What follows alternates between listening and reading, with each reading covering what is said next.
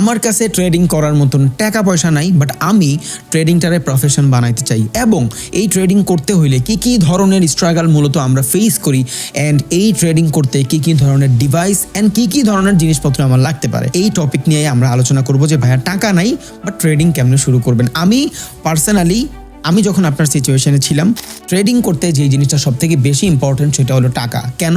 Because টাকাই টাকা বানায়। আমাদের কাছে তো এই জিনিসটাই নাই।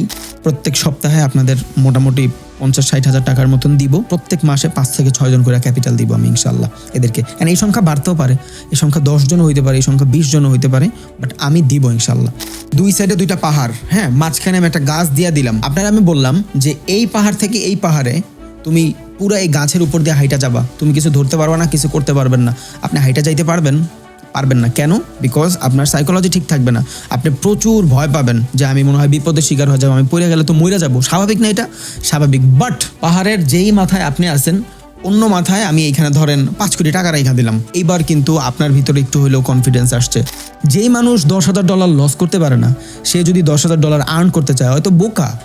যে মানুষ $500 লস করতে পারবে না, সে $1,000 আর্ন করতে চায় কেমনে?